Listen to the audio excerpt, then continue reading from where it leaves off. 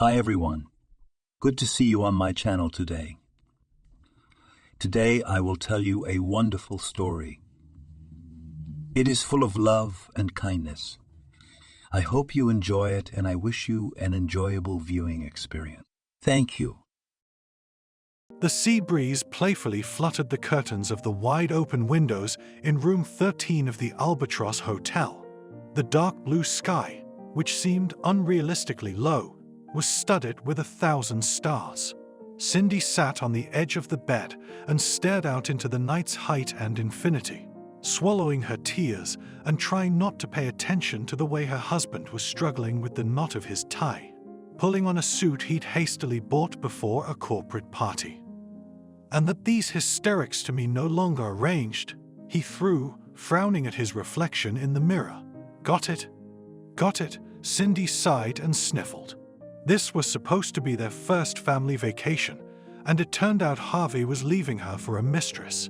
He generously promised that he'd be back in the morning so they could go on some excursion because, as he said to himself, he wasn't a monster to leave his redneck without a cultural program. I picked you up on the street, grinned her husband, turning away from the mirrored door of the closet. You're supposed to kiss my feet, so, oh Cindy, you'd better shut up. You're going to end up back in the dumpster. Got it? Yes, the girl nodded. Actually, she would never have said that out loud, but over the last 6 months it had begun to seem to her that if she were a dog, she would be more inclined than any other dog to memorize and obey every command perfectly. Because it was this obedience and following orders that her own husband now constantly demanded of her. Cindy was born in a small mining town and was a round orphan mom, and Dad died when the girl was 6 years old in a car accident. She was saved from the orphanage by a great-aunt and in principle, though she did not spoil her with affection, but did not offend her. But then she also passed away. A short-lived cancer took away the last close person neatly under Cindy's 18th birthday. In the meantime, the house they lived in had fallen into disrepair and was about to be declared an emergency. Cindy had just graduated from high school and was struggling to make a living, doing anything to get paid. Harvey came to town on a business trip. He was a senior manager for a trucking company. Once he went for a snack in a local cafe, but in fact in an inexpensive canteen, and naturally, as a sophisticated service resident of the big city, was terribly dissatisfied with everything. Cindy worked there as a waitress, served his table. She took all the claims, apologized, and then, along with tips, she fell on her tray a note with a phone number. And she called it, and then Harvey asked her out. And on the third date, he told her what he wanted. And he wanted to ask her to marry him. He immediately voiced his attitude: serious relationship, a strong family, where the wife is engaged in the house and husband, and not spinning her tail, building her career, or some other nonsense doing. Harvey wasn't a clairvoyant and didn't have the talents of FBI profilers, but he vividly recognized Cindy as inexperienced, timid, and most importantly, driven. Just the kind of woman he needed. At first, Cindy felt like Cinderella, who had lived to see her happily ever after. She sincerely tried to please her husband in everything, and his discontent, reproaches, and admonitions were taken for granted and even useful, because she had to learn to be a good wife. Harvey decided how much to allocate for food, clothing, entertainment, and himself. By the way, he always kept in priority. 3 cupplates on a plate for him, 1 for his wife, a new sheepskin coat for winter, because the old one had frayed sleeves. Boots. My husband frowned once. Then, you put on 2 socks in the fall and it will be fine. Where do you have to go so much? To the store. Nothing. Our grandmothers wandered around in felt boots and sang songs. So, stop fooling around, Cindy. Don't make me feel bad. In the 3rd year of marriage, Cindy tried to talk about how she should get an education. Well, maybe at least learn to be a manicurist. Then she could get a part-time job in her spare time. Of course, she'd have to buy materials, she said with a shy smile, after a particularly delicious lunch, when she'd begged her husband's favorite charlotte for dessert, which Cindy hoped would make him feel better, but it would all pay off quickly. And then, what did I tell you? Harvey lowered his voice. What did I teach you? What kind of manicure, I ask you? Well, I could still learn to be an accountant and work from home, Cindy said sadly. A wife should obey her husband and do everything for him. Harvey shouted and banged his fist on the table so hard that all the dishes clinked, as if they too had realized who was the master of the house and who was not to be crossed under any circumstances. Cindy didn't. She thought for the first time that her husband was being unfair to her. She couldn't understand what was wrong with her wanting to be able to earn money too. Things could happen. Maybe he'd lose his job, and while he was looking for a new one, her penny would come in handy. And then, Cindy was terribly afraid to admit it, but sometimes she wondered what would happen to her if one day Harvey fell out of love with her. What would she do then? She didn't even have a place to live in her hometown. They'd sold it as soon as they were married, and the proceeds went into the family budget. What did they buy with it? I think they upgraded Harvey's car and took in appliances. However, Cindy tried to chase such harmful and also ungrateful, stupid thoughts away from herself. After all, on the whole, their marriage was normal. Yes, that was the definition she most often thought of. And she also tried with the diligence of a lost traveler in the winter woods, trying to keep the fire burning, to do her part to make sure that nothing threatened the marriage from her side. Because Cindy loved Harvey after all. Yes, things had gotten complicated at times in their relationship. But how many other moments were there when it was enough for her to cuddle up to her husband in the evening, to take shelter under his strong arm, and the whole outside world seemed to disappear, to melt away. Only the two of them remained, and it seemed that all the difficulties were just vanity and trifles. But love, real and strong, was still there in their union. It's just sometimes hard to see it behind life's troubles, stresses and all that.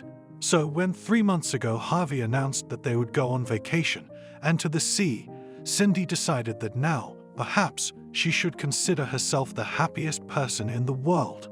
She wouldn't have dared to ask about it directly, but she thought it was Harvey's way of making amends for all that had gone wrong between them. He even, by the way, gave her a good amount of money to go shopping, because it was necessary to take a new swimsuit, beach towels, sunscreen, travel. By the way, Harvey, that is called, snatched a gorgeous last-hop tour to a small island country south of India.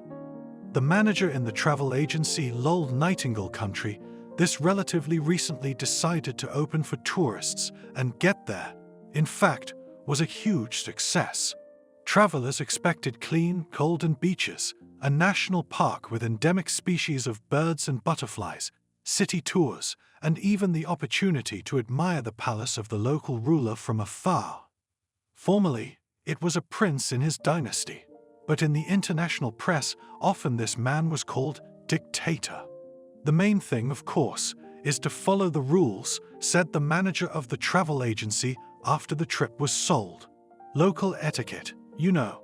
Yeah, Harvey said absent-mindedly, who had just gotten a text message from work, but not about work. Here, take a booklet. The manager smiled sweetly and handed out a mini-magazine, which told all sorts of tempting things for tourists, plus gave the very recommendations on how not to get into a lot of trouble. The thing was that the code of laws of this country differed in some respects draconian rules. In particular, it was forbidden to take out local money because they depicted members of the royal family. It was also forbidden to take shells from local beaches as souvenirs. Harvey took the booklet and stuck it in his pocket later. At home, let his wife read it and enjoy it. Right now, he had more important things to worry about. For a whole month, Harvey had been having an affair with Sarah from the personnel department at work. She was a tidbit divorced, but not a single mother. In a new marriage is not raring to go, sits on the fitness, figure appetizing, and most importantly nature passionate. Harvey she quickly took in a turn, and he, although in principle previously did not think about cheating on his wife, quickly decided that in vain, limited himself, loyalty kept Cindy. In general, she was the right woman for him, as a mistress in the house. But there was no passion, no fire like that in a long time. Her provincial innocence quickly became tiresome, and both women were like yin and yang. Cindy was naturally brown with straight hair below the shoulders, grey eyes, all thin and thin. Sarah artificial platinum blonde with green eyes. She could make up so that looked like a girl from the cover, dressed on the edge of propriety, and how she could laugh, poured on mermaid seductively, just so soul-taking out. And now she sent a message, so and so, I'm going on vacation, sorry, honey, you'll have to do without me, because I'm flying to the tropics. Harvey grinned, and as soon as he left the office of the travel agency, dialed the number of his mistress. Sarah, sugar, you know, I'm going on vacation too. Well, no, not alone. Who cares? I'll tell her she'll sit down, she won't make a peep. So, get ready, my girl. In general, Harvey was not going to cheat on vacation so quickly, he thought, the first couple of days really spent with his wife, and then as a dessert to the mistress.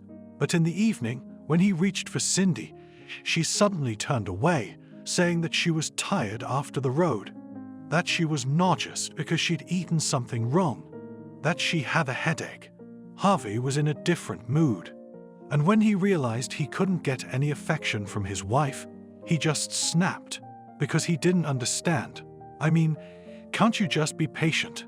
He feeds and drinks this fool. He brought her to the seaside, and she turns her nose up. Her head hurts, you see. So it's her own fault that he's leaving now. The time was 8 o'clock in the evening, and the day in these latitudes was ending unusually early and abruptly, replaced by a humid, stuffy night. Harvey snorted and went into the shower. Then he began to dress and even began to hum something under his nose. "Where are you going?" his wife asked. He looked at her and wrinkled his nose. She was pale, with bags under her eyes, wrapped under a blanket as if she were freezing, her face wrinkled with displeasure. "Go for a walk, or do you think I gave all this money to hang out with you? No, Cindy, you're not gonna ruin my vacation. You want to spend it in a hotel room. You're welcome, but don't whine to me afterward, you hear me?" Then Harvey reminded the girl where he'd picked her up from, and he slammed the door loudly and with all his might left the room. Cindy leaned back on the bed, buried herself in the pillows. She covered her eyes in the hope that she would doze off and sleep would ease her physical suffering. But what about her soul? It must have been half an hour. I couldn't fall asleep. From somewhere downstairs in the courtyard of the hotel, music and songs could be heard. Cindy squeezed her eyes shut and wiped away her tears, imagining her husband coming back in the morning, and her lying there like an abandoned, old and unnecessary thing. And he would come back, bringing another woman's scent, as if imprinted with the traces of someone else's caresses. Cindy had long ago guessed that Harvey had a mistress. She'd begun to suspect it almost a month ago. It was like a strange female instinct kicked in. The husband was different. It was so subtle and yet so obvious that it was impossible to put the change down to anything else. And now, while he was in the shower, she was quite bold and took his phone, and in the last messages with a contact labeled as accountant, Senior had explicitly stated that he was coming over, that they would go to a restaurant to eat shrimp, and then she would show him. There was a picture attached, but Cindy squeamishly threw the phone away. She was shaking. She'd never been so disgusted in her life, but she didn't say anything. She could have sworn on her life that talking wouldn't have changed anything. There was a burst of laughter under the windows, then something clapped, whistled, and right in front of the balcony of the room where Cindy was in the cocoon of the blanket, fireworks burst out, scattering myriads of golden and scarlet sparks. The girl involuntarily smiled at such a sight, like a fairy tale flower made of fire and precious stones that could not be ignored. Nobody died, did they?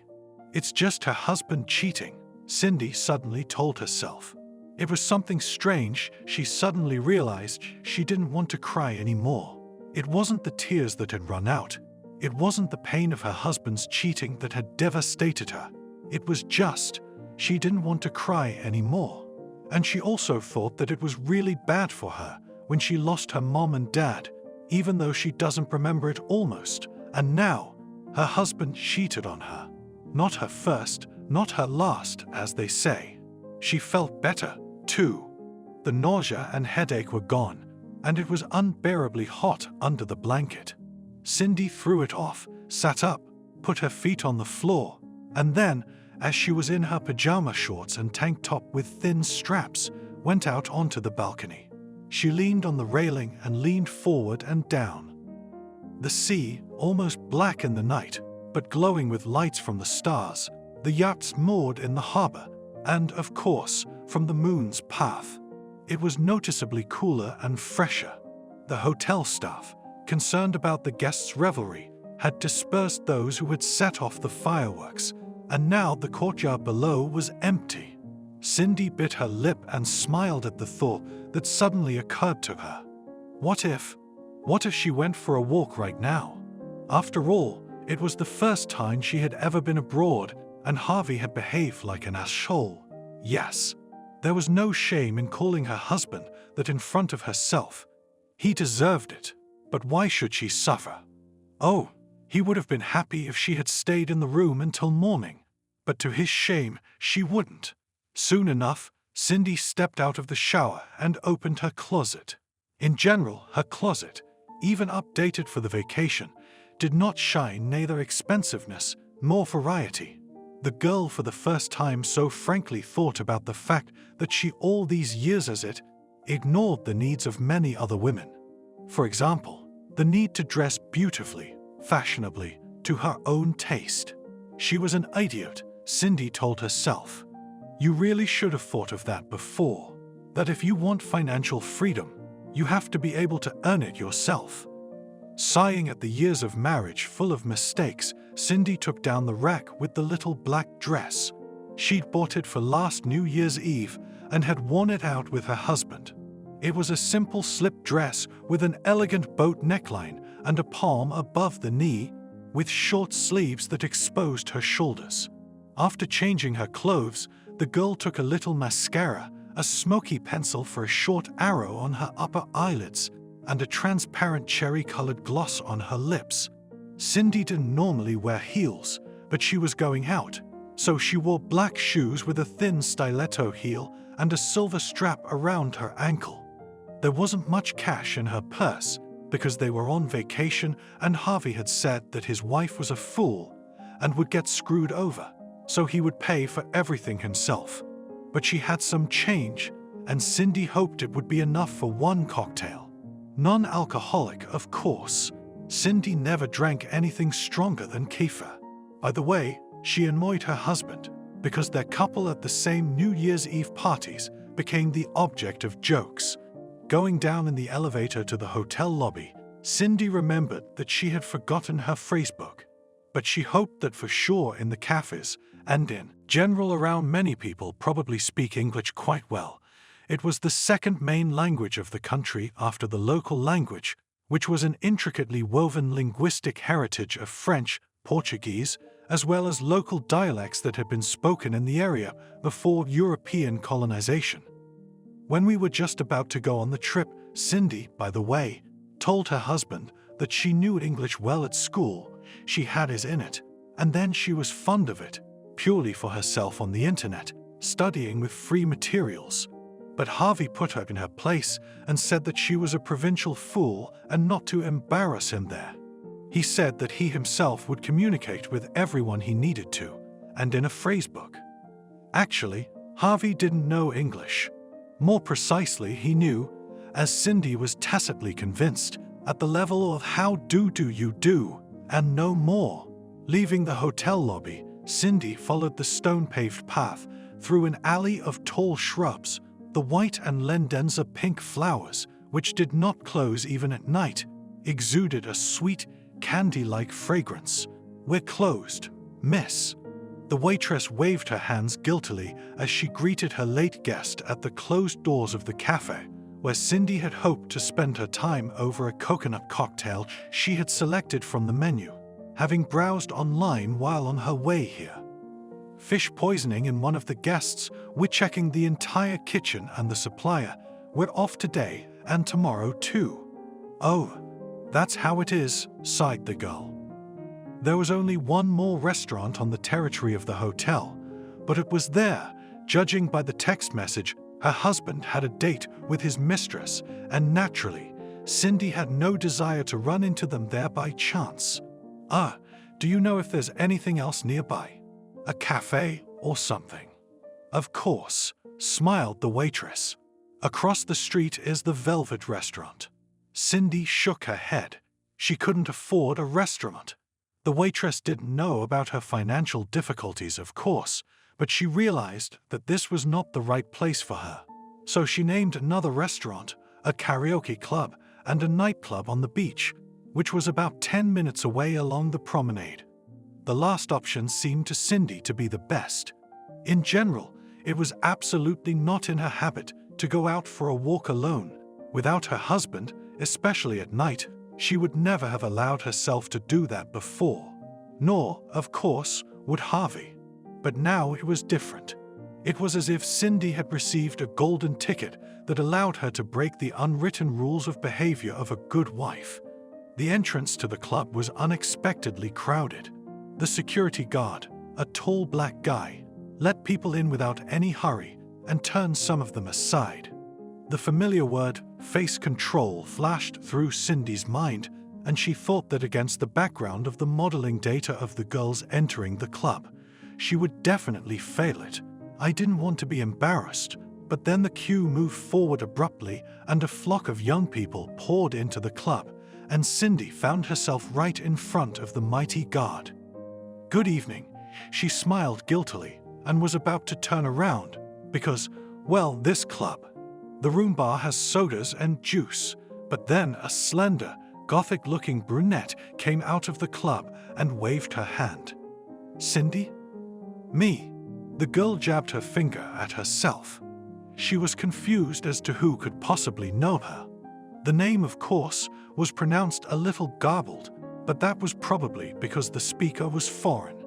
"Cindy, where the hell have you been?" repeated the brunette, already irritably impatient. "Let me through."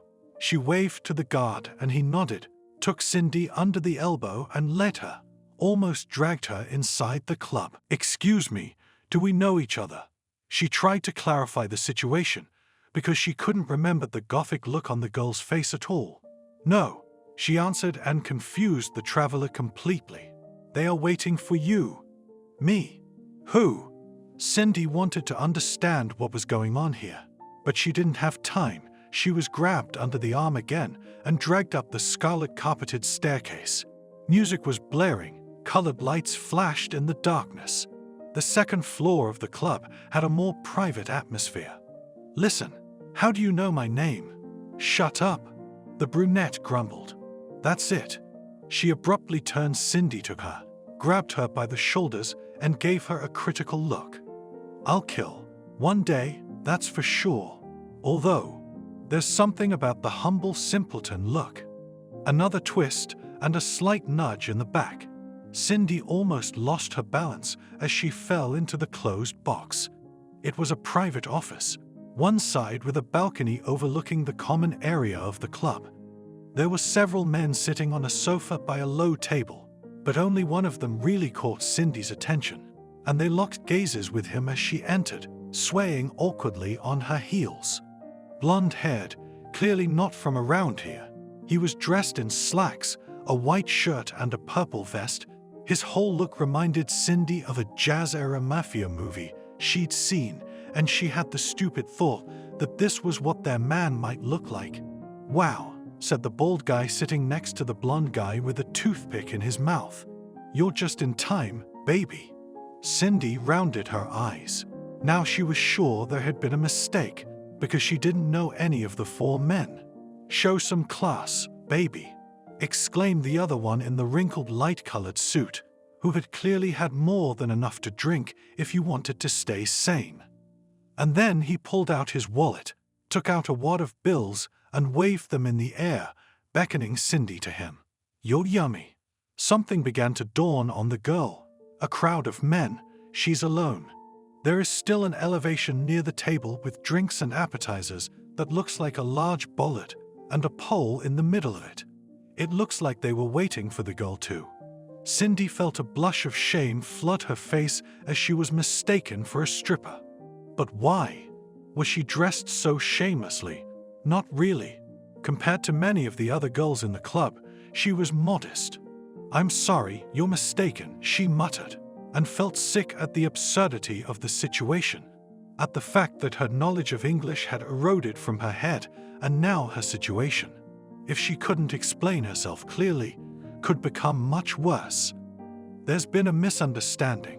I'm sorry, I have to go," she squeaked pitifully and rushed away. But another man, dressed in a black suit with a red tie, suddenly grabbed her across the waist and pulled her toward him.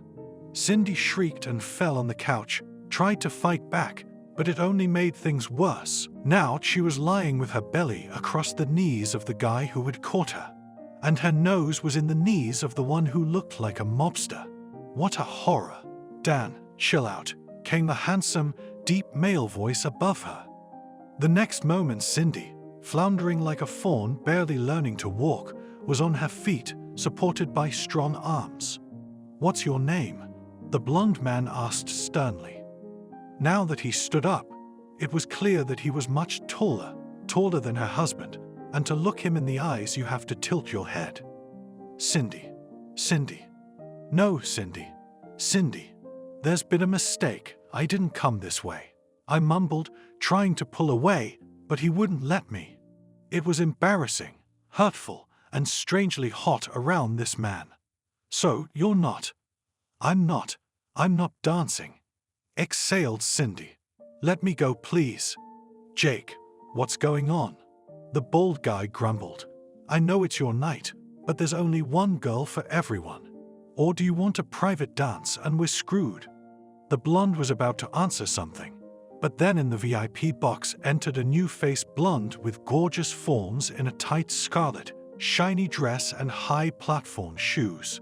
"Boys, sorry we're late.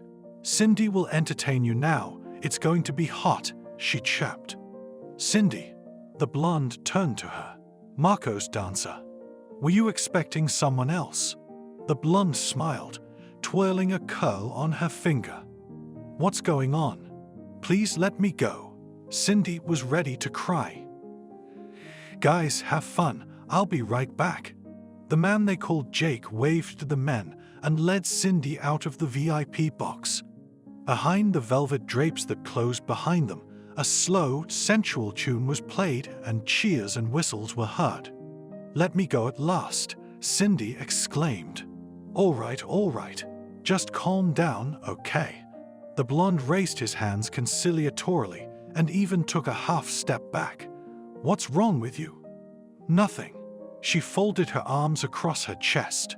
She wanted to cover herself, not because she was cold, but to cover her shoulders, her neck, and all of herself from that piercing gaze. "If nothing had happened, you wouldn't be in this situation," Jake grinned. "It's just a name mix-up," the girl muttered. "Okay.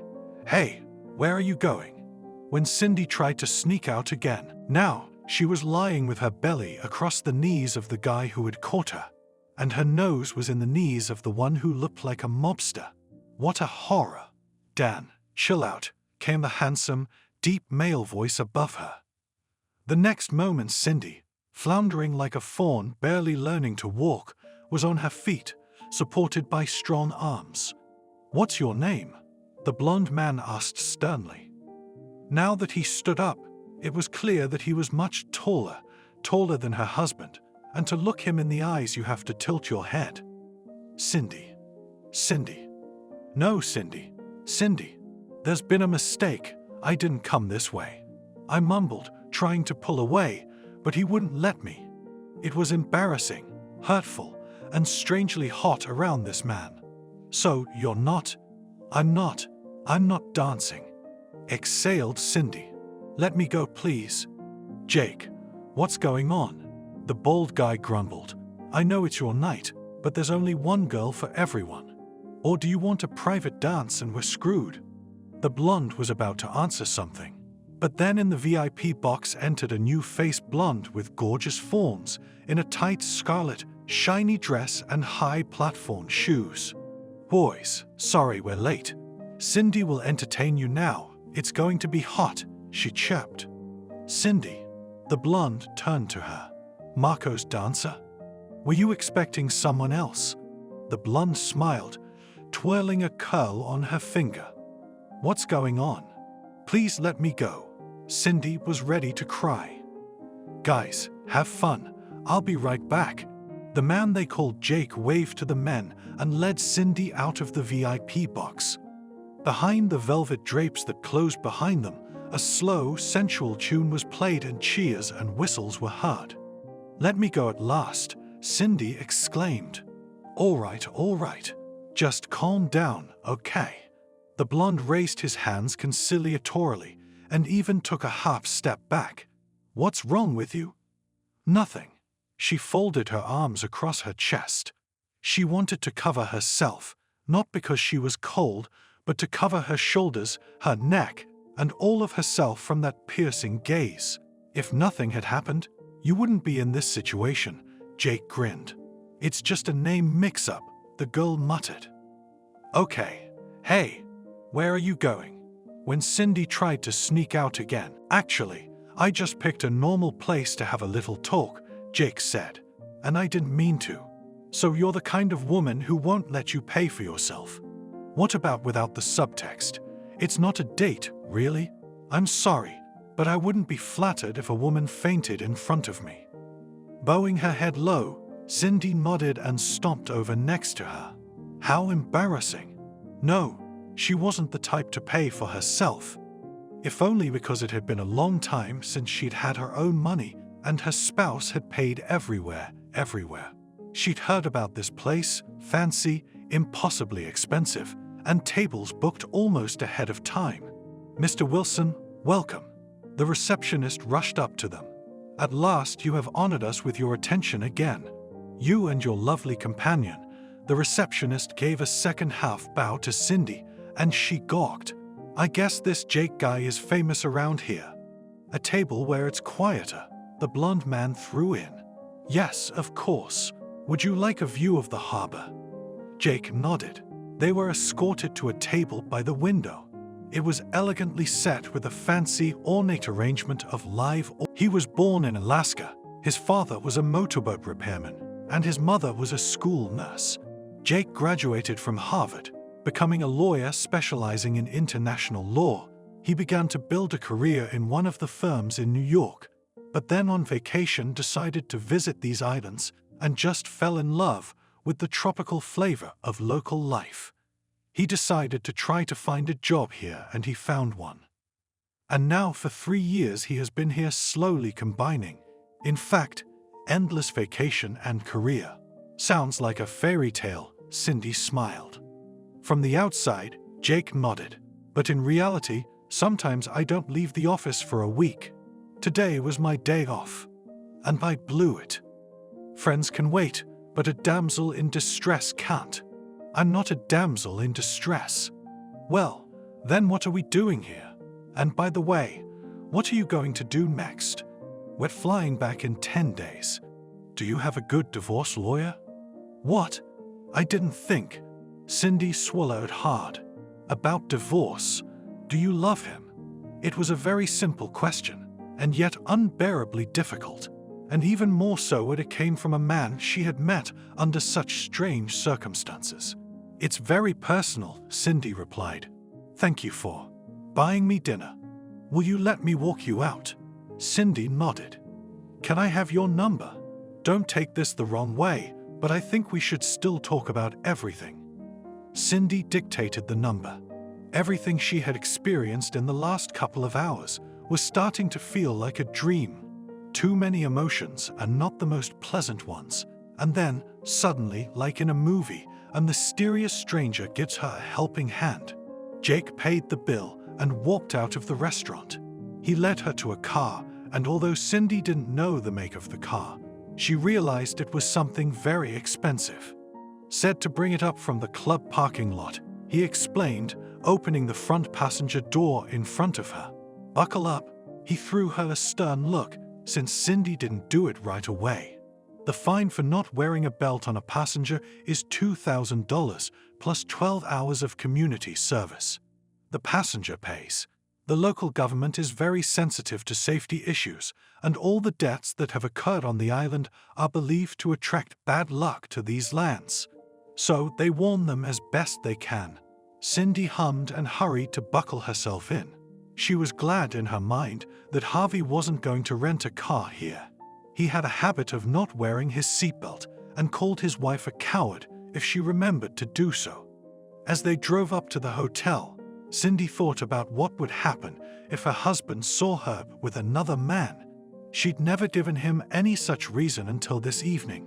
But when they'd said goodbye to Jake, when she'd gone up to her floor and entered the room, empty as expected, she suddenly realized that it would probably give her a prickly, vindictive pleasure. And then Cindy just wanted to sleep, the dense dinner, and the generally tired body, for which the long flight had only ended the previous morning. She fell asleep as soon as her head What? He gave her a strange look. "It's okay, don't start," and he shrugged his shoulders, dropping her hand. Cindy thought with irritation that her husband always managed to ruin every good thing they'd done that seemed to bring their family closer together. And then, involuntarily, it was as if someone had forced into her head the idea that a little trip to a tropical paradise with Jake would have been different. Lucky someone. Sighed Cindy silently about the blonde lover, which of course he already has. Well, all will appear soon. Such men do not stay on the beach for long. Finally, they returned to the beach. The guide offered everyone snacks and soft drinks seized in advance from the main island and waiting for tourists in cooler bags on the boat. The guide caught the hand of an elderly lady, I think she was from Germany, when she wanted to pick up a pebble from the beach as a souvenir. From his hurried speech, Cindy realized that it was forbidden to take the pebbles out of here specifically, doubly threatened with some draconian fine. The German tourist frightenedly returned the stones to their place in the surf. Finally, it was time to go back. What happened? The same German lady got excited as the boat approached the pier where it had originally left. "I returned those stones." "I don't think that's on you," Cindy reassured her. "Well, it's not for all of us. Something serious must have happened." The thing was, there were people on the beach. Cindy didn't know much about it, but they seemed to be local authorities, like the police. The girl opened her eyes and Jake was among them. He was dressed in uniform pants, short safari-style boots, and a beige short-sleeved shirt with some kind of colorful patches. When the boat docked, one of the local law enforcement officers looked into it and quickly spoke to the guide about something. He turned white and turned to his fellow travelers and translated the orders into English. "I need you all to hand over your backpacks and bags. It won't take long. Right now, please." A disgruntled murmur spread through the company of vacationers. "What the hell is this?" Harvey frowned. "They don't have the right." Cindy, who had already handed over her light cotton backpack, in which she carried water, bug spray, and other necessities, smiled reassuringly at him. "Honey, don't worry. It's just a formality." "Why should it be?" Harvey snapped at her and averted his eyes. "Translate that, please." The guide turned to Cindy. "The National Park Rangers have learned that there are poachers on Pirate Island. The island is closed to the public as of today. We were the last ones to arrive. They are checking everyone returning from it. It is suspected that the poachers want to pass something through tourists, because visitors to the country are traditionally treated with great trust." Cindy patiently relayed the words to her husband. Harvey continued to frown, but finally held out the backpack. The mustachioed elderly ranger took it and opened it. All the campers except Cindy and her husband were up, but they were still crowded around the backpack, curious to see how it would end. Someone suggested that maybe even the boat would be checked. What if the guide had taken something out? Cindy waited patiently. She was getting a headache again, either from the full blazing sun or from her husband. She didn't immediately realize what was happening next. Just suddenly, the ranger took out a box from her husband's backpack, then another one. He opened it and took out something small, like a toy. One of the tourists, who could see everything better, gasped. "Get out of the boat," the guide said quietly, and looked at Cindy and Harvey with horror, but also with reproach. "But what? I don't understand." The girl looked back at her spouse. Harvey. Mrs. Jake, who had been silent and standing to the side, suddenly turned to her. He was holding out his hand to her now, offering to help her to the shore, but his eyes were cold. Cindy accepted the outstretched hand. Harvey came up next. Now everything could be seen clearly. Some man dressed like a hospital doctor took what looked like a toy, felt it, and ordered another ranger to do something to a very young boy. He rushed to a nearby car and brought a suitcase with a cross on it. Cindy now realized what she was seeing was small, furry monkeys being pulled out of boxes. The tiny creatures were hanging in the hands of the ranger and veterinarian like rags. Cindy shuddered as to how these had gotten into her husband's backpack. Really? The vet was doing something to cover the animal's face with an oxygen mask, something to put into its mouth from a vial. Suddenly, the animal twitched and squeaked. The veterinarian gently intercepted the monkey and put it in the cage brought after the first animal aid suitcase. One of the tourists applauded the rescue of the animals, but in general, everyone was quiet. "Mister, you'll have to come with us," Jake said to Harvey. "It's not mine," he replied, his eyes rounding. "I don't know how it got there." "Mister, you have to come with us," Jake repeated with pressure and turned to Cindy. "Translate to this man, Mrs., that we just want to get to the bottom of this." Cindy spent the next few hours, after her husband, of course, had to get into the ranger's car and drive to their office, in a fog. She didn't see Harvey, who was talking to him in a separate room somewhere, and she was sitting in what appeared to be the reception area. And she couldn't accept reality. Yes, her husband wasn't perfect, but to believe that he would do such a thing was just impossible. "Mrs. Douglas," Jake called her by her husband's last name, "we need to talk. Would you be so kind as to come with me?" The girl nodded and stood up. She followed the blonde man into the office, and judging by its size and the fact that he sat at the desk with no one else there, she assumed he was some kind of boss. "So, I want to hear your side of the story." Jake switched to a more familiar style of speech. "I don't know what happened," the girl said. "We were just on a field trip, and Harvey took it this morning. He didn't even ask me. We were walking with the guide all." Cindy blinked, feeling like crying. And then, "I don't know. Harvey would never. Your husband took part in smuggling an endemic species of marmoset." Jake leaned back in his chair, folded his arms across his chest, and gave the girl across from him a mocking, icy stare.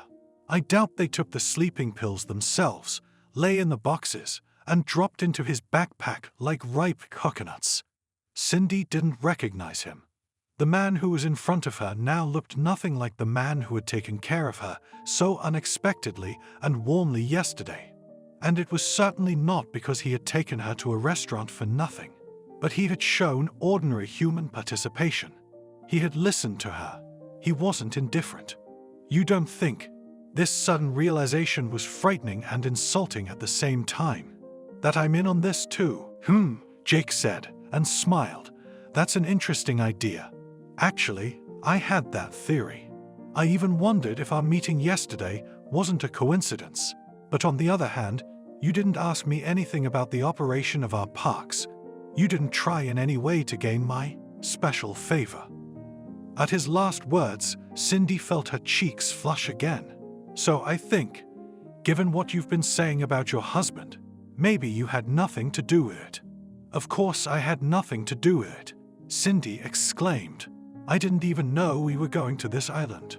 Your husband didn't buy the tour, by the way. He was given 2 tickets. A woman named Sarah. You know her? Yeah, Cindy nodded. She's my husband's mistress. She originally wanted to go to the island herself with someone local. We even suspect with whom. You see, imperial green-eared marmosets are very expensive on the black market.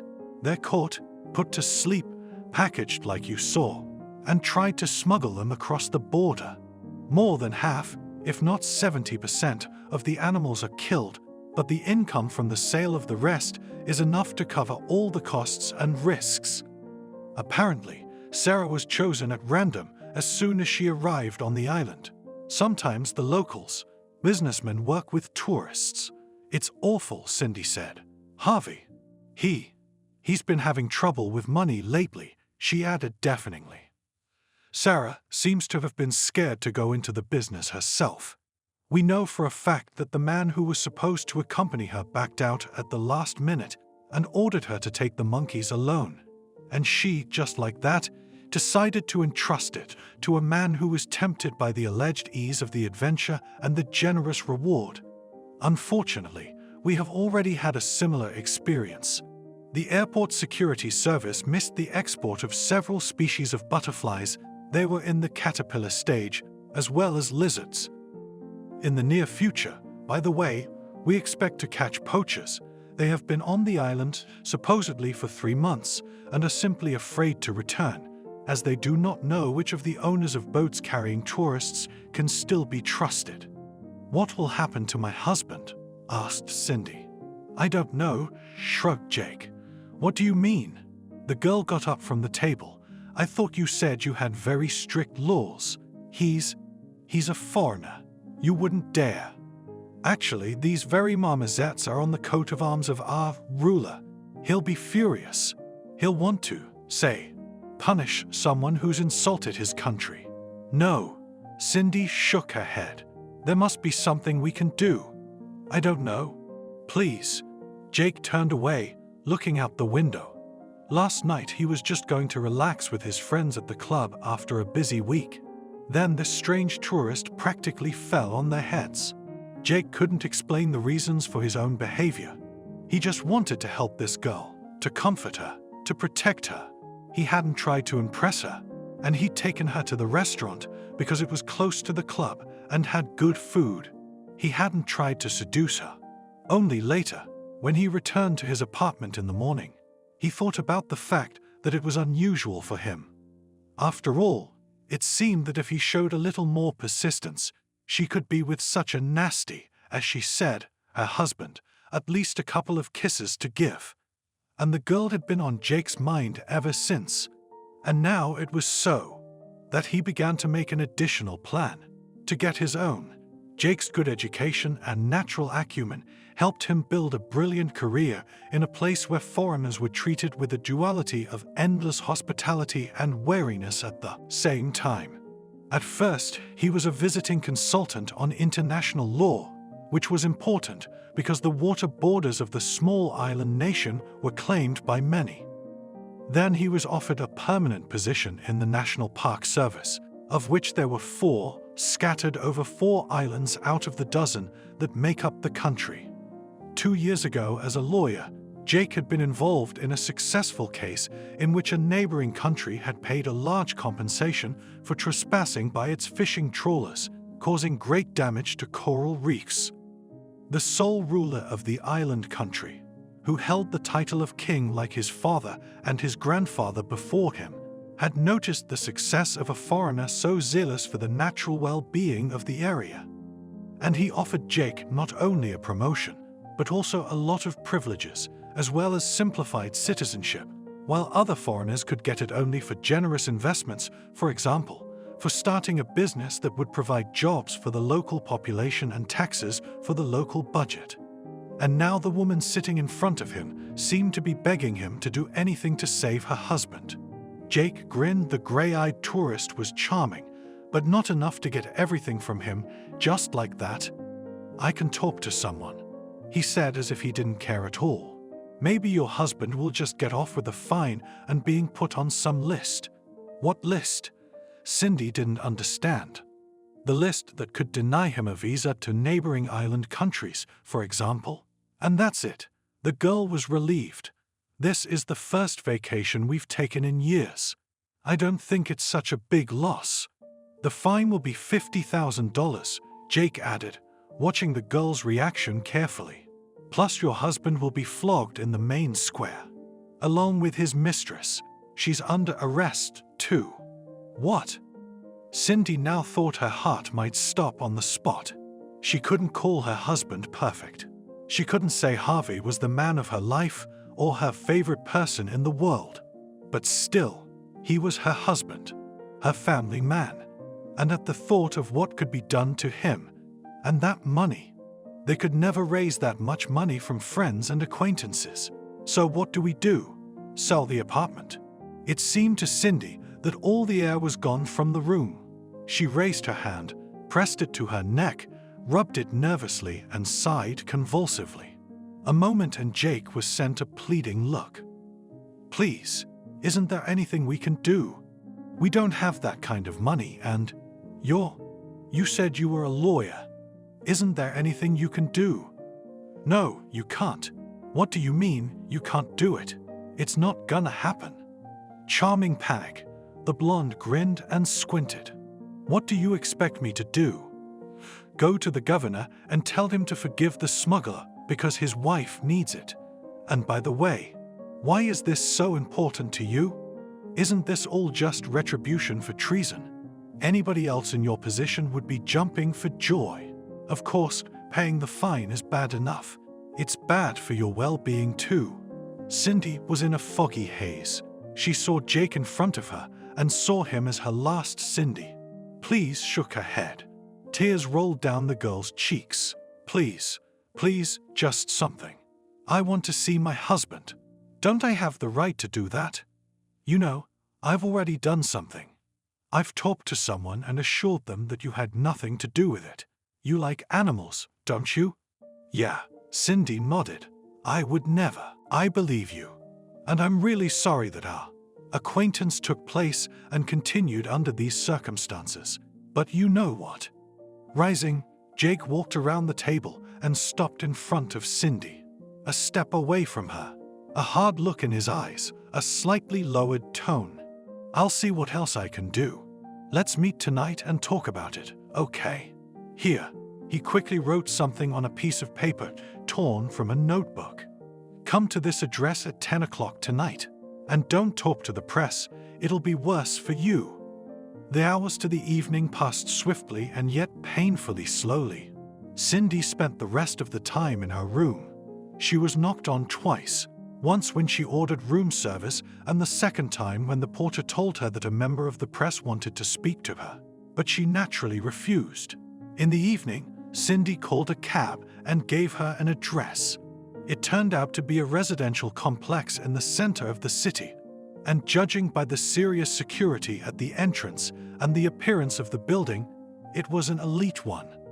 The girl was stopped in the lobby and asked who she was, and then nodded, letting her in, clearly alerted to her arrival. Cindy consoled and encouraged herself Jake would definitely help. How could a man who had been so generous and friendly the first time they met do otherwise? He had been rude during the day. He was just on duty, worried about the monkeys. Stepping off the elevator, Cindy stopped at the correct suite number and pressed the bell button.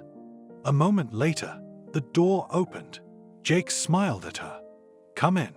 Cindy looked around the apartment without much curiosity. Stone walls, leather furniture, lots of gray shades. It looked expensive, stylish, but it was cold, uncomfortable. Can I pour you a drink? A man asked, walking to the bar. I don't drink, not at all, I replied. Too bad. He grinned and poured himself some wine. Cindy sighed. She thought it was better not to talk about something so serious, something that was about to happen, not under alcohol. Sit down, he pointed to the couch. The girl obediently lowered herself onto it. She put her purse on the coffee table with a glass top and folded her hands in her lap. I wanted to ask what he could do, but I choked on my words because Jake was suddenly very close. His hands slid down the back of the couch so that he was, in effect, putting his arm around the girl. Tell me, how did you two meet? What did he win you over with? Cindy thought it was rude to demand answers right away, so she decided it was okay to tell him a little more about herself. You're such a silly girl, Jake grinned, setting down his glass of wine. You're very pretty, aren't you? You could have found someone better. At least not after he took you. What are you talking about? Cindy frowned. I mean, you think I should have looked for another man after Harvey did so much for me? This practical, yet extremely cynical suggestion of how things could have been better for her angered the girl to the core. I'm just saying that a smart woman always knows how to find what's best for her, he shrugged. I just can't understand how you still love that guy. But, well, I guess there's something you can do in your case. The thing is that before the punishment, he will have to be examined by a doctor, and he may find out that your husband, for example, has a heart problem.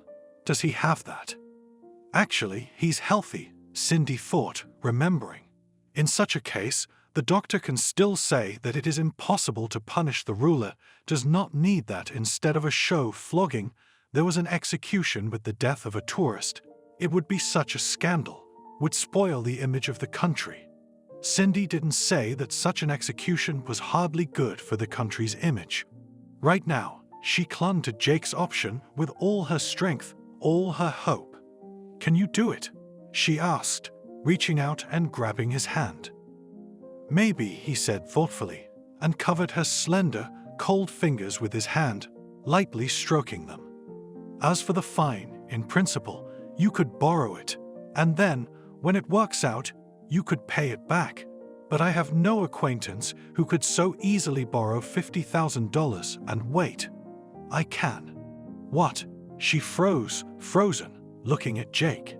His words should have been encouraging, reassuring. But along with that, Cindy began to realize something, or rather, she began to have some suspicions. Jake was so close. He had met her here at his place and late last night. The only question was, he was so close that she could feel his hot breath on her face. What are you willing to do to save your husband? Cindy felt like she'd been split in two. One was horrified at what an abomination, what a dirty deal she was being offered. But on the other side of the scale was her Harvey. And the other part of the girl, the more subconscious part, was crushed by the bitter realization that behind the attractive mask of this man was just a monster. Just a low man who had found a way to satisfy his desires no matter what. Against all odds, Cindy exhaled and moved forward, drawing Jake into the kiss. This night she tried not to meet his gaze because it hurt too much. This night she was just doing everything she could to save her husband. And she hoped she wouldn't be deceived.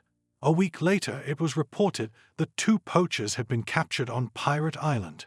In all those days, Cindy met with Jake many times, and not just for small talk. Excuse me, Cindy Douglas? A voice behind her made her flinch. Cindy was out for a stroll, just to walk the streets, maybe sit on the beach for a while. She was unfamiliar with this woman in her 40s, short haircut, red-haired, light scarf over her head, eyes hidden behind dark glasses as if to protect her from the sun. But for some reason it seemed to be a kind of disguise. You don't know me, the stranger smiled. My name is Anna Colon. I'm a journalist. Oh no. Cindy waved her arms and not very politely, elbowed her way out of the crowd at the souvenir shop. No interviews. No, you misunderstood me. A member of the press came rushing after her. I'm sorry for scaring you. I'm not here to question you about what happened to your husband. I want to help. I don't think you can help me. You never know. Anna looked around. Why don't we sit down? We really need to talk. I need to warn you about Jake.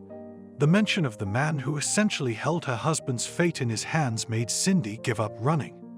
The girl tensed up, looked around too, not realizing anyone might be following them. She finally agreed. They sat down at a plastic table in a simple cafe, ordered a glass of lemonade. "So, what do you want?" Cindy said, tapping her sneaker nervously on the sidewalk. "I know you've been seeing Jake Wilson lately. He's working on a case my husband's involved in. You've been meeting informally. You go to his house. Is that how Rangers do business now?" Cindy, flushed with shame, turned away. "It's none of your business. Jake Wilson is one of the most corrupt officials in this city and this country. He skims the cream off everything he can get his hands on. He's got the power, and he's good at pulling the strings." "I don't know what you're talking about." Cindy wanted to jump up, put her hands over her ears and run away. She'd already realized that Jake wasn't one of the good guys, but actually, she didn't care what was going on, just as long as she could get Harvey out, just as long as she could get home. As far as the universe was concerned, she'd never go on another trip overseas again in her life. "You are in a difficult situation, and it is not for me to judge a woman who is trying to save her husband," Anna said. "All I know is that this could end badly. Are you sure Jake will keep his promises?" "I'm not." Anna was having trouble breathing again. She drained the glass of lemonade, but she felt neither the taste nor the refreshing satisfaction. "I don't know. I want to save my husband. What about having, shall we say, a backup? A leverage against a man who, you realize, doesn't have a penny of conscience? Wouldn't you like to help other people? Those who might still be victimized by him in the future? Bribes, blackmail. Believe me, this man has achieved a lot, and he's not going to stop. They say he's a dictator. Oh, I misspoke. The local ruler is willing to give him the daughter of one of his concubines, which will certainly add to Jake's influence. But we, you and I, can stop it all." "I don't understand you." Cindy shook her head. She could believe what she was hearing, but the journalist's confidence that they could change everything seemed absurd. What could two women, and even foreigners, do here? Anna just held it out to her, showing her an ID card from some French magazine. "Just listen to me," Anna said. "Then, of course, you can think about it. Just understand that we don't have much time and you, as a brave woman, can influence a lot of things." Cindy listened to her unexpected ally. What she was proposing seemed insane, but there was no alternative. Cindy agreed. Anna clearly explained to her what had to be done and made her repeat the whole plan 100 times. Everything was to take place at the last meeting with Jake. The next day, the ruler of the country was to decide personally what would be the fate of the tourists who had sullied themselves by their ungrateful attitude to the tropical land that had welcomed them. That evening and part of the night Cindy spent at Jake's apartment. She chose the moment when he went to pick up a dinner delivered from the restaurant, which she had no appetite for. And when he returned, she spoke. She called him by name and found occasion to mention his surname. She said that she was grateful to him for using his power to trick her into saving her husband. She also said that she realized he had, in fact, forced her. But did she have a way out, a way to refuse such a powerful man? Cindy tried to get Jake to talk about what else he was doing, in terms of how he was still breaking the rules of the country where he was building his career so successfully. But he soon got bored of her chatter. The girl left as usual in the early morning and returned to the hotel by cab. The local ruler, a heavy, stunted man whose appearance was a bizarre combination of European costume and local traditional jewelry, replete with gold and precious stones, including a crown and rings, made a heartfelt speech on local television that he was happy that at last another corner of nature was cleared of criminals. He also announced that from now on the country will have to intensify its conservation measures due to the immoral behavior of the two tourists who had been so warmly welcomed. The governor said that Sarah had escaped the lashes because she was a woman, and Harvey would not be punished because he had a weak heart. The fine, however, was not waived for Sarah, and she was to remain on the island until she could find the means to do so. And for Harvey, the fine was paid and he could leave the country, and he had to. "Hi," Cindy said to her husband. From the moment they got off the boat, they met. In just an hour, the couple would be taken under guard to the airport to be officially escorted out of the country, so to speak. But now there was one more formality. Cindy and Harvey had to appear in person before the ruler of the island, and they had to kneel down and formally apologize. Each of them had been met in advance by a man from the palace, who had taught them the ritual phrases of apology in the local language, which, by the way, were not so difficult to memorize. Anna warned Cindy that everything would take place behind the closed doors of the ceremonial hall, where only the ruler and his guards would be present. She assured her that this was the perfect and only possible moment to carry out the plan. Cindy's tears came to her eyes and her heart ached when she saw her husband. She wanted to rush over to him. He was there, he was all right, but she, even though he had cheated on her willingly and openly, she felt that she had no right to do so. It was like she was dirty. Harvey gustily embraced his wife. "My darling." He was naturally unaware of the way he had gotten his freedom, and Cindy had sworn to keep that secret to herself forever. "It's all right. I'll be home soon." "What the hell are those bastards up to?" He frowned, speaking in a low voice and glancing at the guards around him. "Quiet, please." Cindy was afraid that something would happen for saying that. "Please, just say what you've memorized." Finally, the tall gilded doors swung open before them. But stepping over the threshold, Cindy almost shrieked because at the right hand of the ruler stood Jake. What is he doing here? Anna had said that the ceremonial protocol excluded any outsiders. Wasn't this a sign of fate to back off? But when she looked at Jake's face and saw the sneer on it, the contempt for her husband, and probably for her as well, she changed her mind.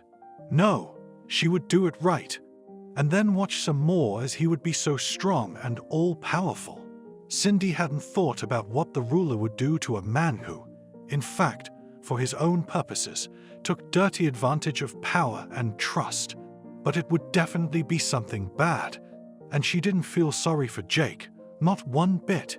She and her husband walked to the throne and knelt before it.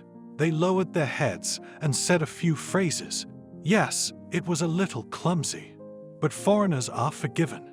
Now they were supposed to stand up and walk out without looking up. Cindy took a deep breath. It was time. It was now or never. "Your Majesty, pardon me and let me speak."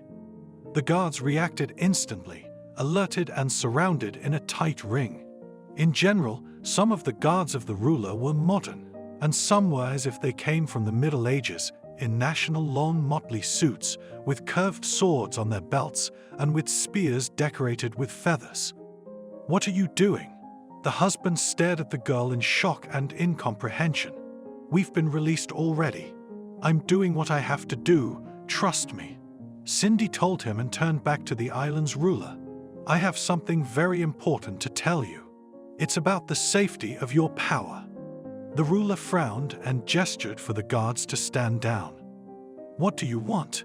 Can we talk in private?" Cindy pleaded with him. "I swear, what I have to say is very important." "What's going on? What are you talking about?" Harvey panicked. His wife was speaking to the governor in English, and he, not understanding a word, was just afraid she'd say too much. They'd be punished again, somehow in this wild country.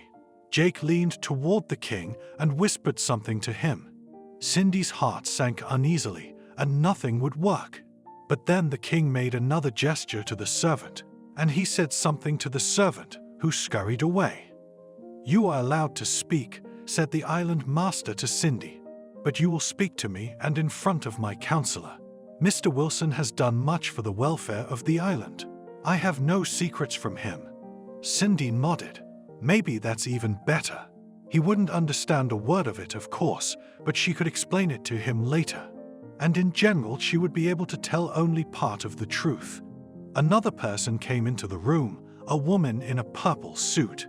You will speak in front of your husband. What the wife says should not be a secret to the husband. It is the will of the gods, said the ruler sternly. I know that he speaks neither the language of my people nor the English that you and I understand. Every word will be translated with her help. He nodded at the woman in the suit. She is a good translator and speaks yours among other languages. Speak. Cindy broke into a cold sweat. No, it would be revealed to her husband now. It was. She wasn't prepared for this at all, but it was too late to back down. Holding herself from a shattering tantrum with the mere thought that it would destroy Jake, she pulled her cell phone out of her purse and held it out to the ruler. Your Majesty, here is a recording of my conversation with your counselor. Please turn it on now. The governor raised an eyebrow, clearly surprised. Jake gritted his teeth, turned white, and sent Cindy a searing glare. The girl was afraid he might try to knock the phone out of the king's hands altogether, to stop him somehow. But he didn't act. Didn't expect this? The bastard. Did he realize it was all over for him? The king said something to a servant who handed him and the interpreter headphones. Cindy understood why he wanted to listen in the original, and the guest specialist needed them to do simultaneous translation for her husband without interrupting one sound. What a nightmare. Harvey was about to open his mouth to demand an explanation, but then he just listened. Cindy wasn't looking at anyone. She was staring at the floor. It was unbearable. The girl cautiously took a step, another step away from her husband. He will forgive her, won't he? She thought, and it seemed so strange to want to cry, and at the same time as if there were no tears. Oh, you bitch, bellowed her husband as the tape ended. Cindy shrieked, but her husband, who rushed to her, was held back by the guards who crossed his path with spade sticks. With her husband alive, she's going to another man's bunk.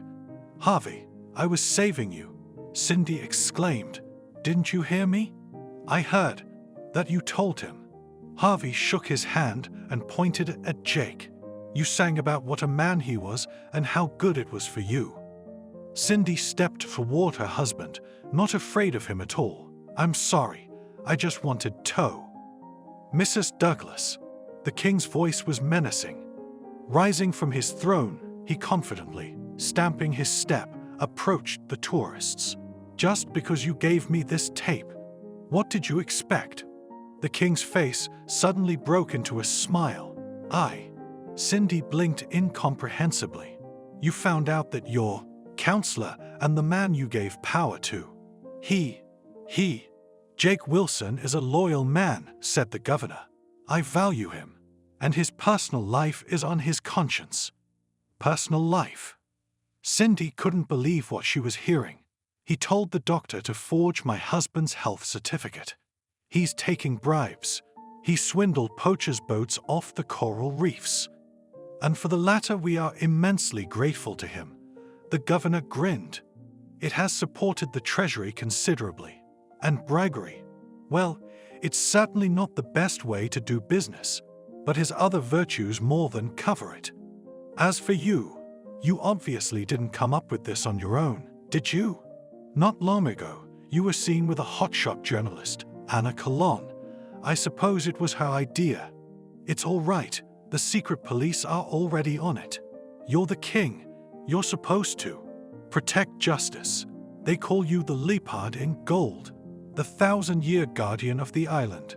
Cindy couldn't believe it was real. You foreigners are so fond of prying. The king shook his head. Sometimes I think opening up the country was a bad idea in the first place. But you, Mrs. Douglas, are forgiven. Jake has some sympathy for you, and so I forgive your impertinence. As for you, the governor approached the counselor and gave him a friendly pat on the shoulder. You should be more careful. Perhaps marriage will be good for you. And deal with Anna. She and her colleagues have too much to offer. I'd bow to your will, my king. Jake bowed. He stepped down from the throne and approached Cindy. I thought you were smarter than that. Were we so bad together that you decided to betray us? Perhaps He suddenly grasped her chin with one hand and her waist with the other and pulled her toward him. "Your husband doesn't think you're a fool for nothing." When he said that, he kissed her lips. Farewell, passionate, even desperate, but without a shadow of tenderness. He let her go. "Escort these tourists to the airport and be polite. We respect visitors to the island, even if they don't pay us the same," Jake said. Cindy walked out of the palace as if in a fog. She was not well aware of what was going on around her. The car she and her husband sat in the back seat, but they didn't even look at each other. The airport. Here they began to stare at them. Journalists clicked cameras. The accompanying guards hurriedly took the spouses to one of the luxury lounges until the time of their departure, freed from outsiders. Finally, boarding was announced. "Harvey." Cindy turned to her husband as the plane gained altitude and the islands and ocean began to look like a blurred watercolor. Her husband didn't answer. He turned away toward the aisle between the seats.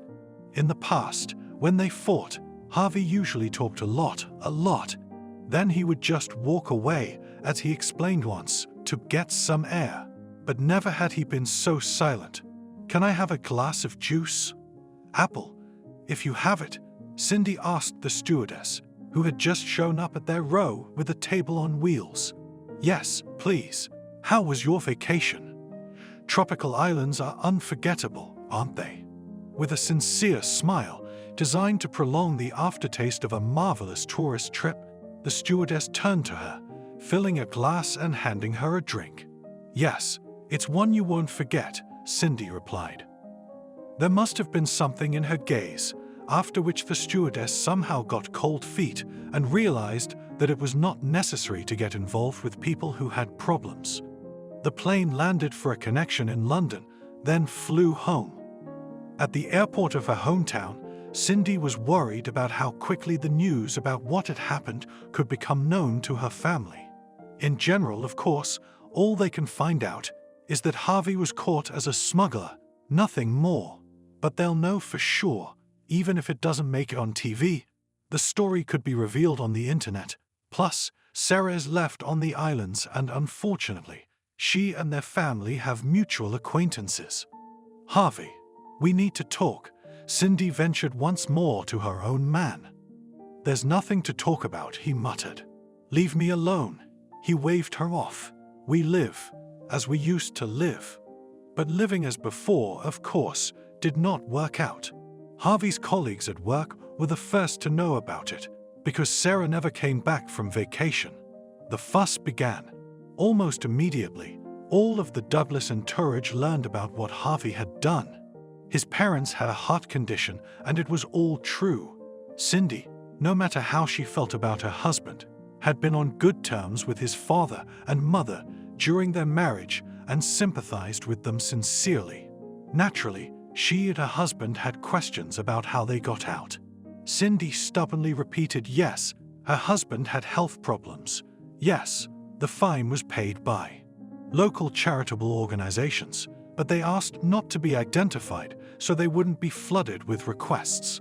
It was about 2 weeks after her return when it became known that Sarah had paid about a third of the fine and was finally released from the island with the obligation to continue paying. She was fired from her job, and although the chief told everyone that she had simply stopped coping with her duties, his true opinion was also known. He didn't want to have a person on his staff who was involved in such a serious illegal case. Cindy and Harvey hardly spoke. All their communication was limited to the essentials. They no longer slept together. Her husband began to make his own bed in the hall. Cindy tried several more times to talk to him about everything that had happened. After all, it couldn't go on like this forever. But he waved it off, said he had to think. And then, 3 months after his return, he simply said he was filing for divorce. "I can't do this," he said, looking into Cindy's eyes. "You know, I can't do it. Yeah, I cheated on you myself. It's like I'm crazy. But you, and I was just trying to save you." The girl grinned bitterly. "And still, you shouldn't have done that. You betrayed me by lying with someone else." Her husband threw angrily. "Pack your things. Rent an apartment for yourself or something. We do not share property is not much, only the savings account. I'm a fool. I should have kept the money with my parents. I'm not asking for anything, Cindy replied. I'm not offering you anything, Harvey said. There's not much there anyway. Enough to get you back to your hole. Or are you going to stay here in town? You'll find someone. You're experienced now. Did you really like it with him that much? Cindy's hand flew up and landed on the man's cheek. Harvey groaned and stared at her incomprehensibly. There had been a lot of bad blood between the couple, but he'd never laid a hand on his wife. Don't you ever talk to me like that again, Cindy said. She was calm outwardly, and inwardly. She was no longer tormented by the pain of betrayal or resentment or anything. It was as if everything inside had burned out. And what I will do, how to live on, is not your concern. When the divorce was finalized, the girl packed her things. It turned out there wasn't much of it. Cindy didn't deny her pride, but she realized how stupid it would be to leave her husband's house with nothing at all, so she accepted the amount she was entitled to from the account where her husband saved from each paycheck. In addition, Cindy realized it was a fair, albeit insufficient, compensation for agreeing to sell her own apartment early in the marriage. She had rented an apartment in the same city, a small studio in a bedroom community. Few mutual acquaintances understood this breakup, because before that they seemed to be a perfect couple. Many former mutual friends stopped talking to Cindy, and she was not surprised because they had considered her a shadow for so long, a kind of an appendix to Harvey. The amount in the account was enough to live without worrying about finding an income for about 4 or 5 months, but Cindy decided that it was more reasonable to save more money. Naturally, her lack of education and work experience didn't make her attractive at job interviews, and a couple of places pointed her out the door after the HR department asked her how her family's reputation was. No priors. Cindy was confused. She answered honestly, yes, there was a story with the ex-husband. I'm sorry, said Cindy, squeamishly, to the human resources manager at the store where she was applying for a sales job. But we don't need that kind of people. This is a decent place. But eventually she got a job in a small bakery near her home. And on weekends she began to attend courses to become, as she had wanted once, now it seemed 100 years ago, a master of nail service. The new craft was not easy, but a year later, Cindy was already working in a salon and had her own regular clients who appreciated her signature style of nail design. But the girl was not discouraged. For the first time she felt so free. She tried not to think about her past. Sometimes she even thought that it would not be bad, as it happens in the movies, to get amnesia. Then, perhaps, the nightmares would stop tormenting her, in which Cindy dreamed of a jungle in flames, from which she had to rescue herself and carry a whole bunch of marmoset monkeys. "My me soon to the sea will take me to the sea," once shared with her joy one of the clients. "Anniversary, we have a daughter, there, went to the institute. Well, decided to treat themselves." And then the client named the very islands where Cindy had been. The girl shuddered and almost ruined the client's nail painting. "And you were there." She didn't even notice the change of mood of the masters, so immersed in her own anticipation of the vacation. "Yes, once," Cindy smiled politely. "How was it?"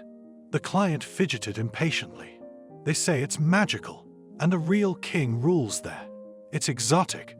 I wish I could see everything up close. Believe me, not everything is as beautiful as it seems," sighed Cindy. "Well," the client sighed and pouted. "You're just saying that because you probably got a bad tour operator and the wrong hotel." Another year and a half passed. Cindy was making great progress. Gradually, she began to understand not only how to care for her nails, but also how to perfectly care for the skin on her hands and rejuvenate it. Salon owner Sabrina took notice of the hard-working, talented employee. And one day, she called Cindy in for a serious talk. It turned out that she was going to open a second salon, and needed an administrator. It was a bright prospect. Cindy only feared that her husband's past might get in the way. So she told her honestly that Harvey had been involved in poaching on a remote island, but she hadn't been personally accused of anything. "I don't care about that," Sabrina said. "You're very talented.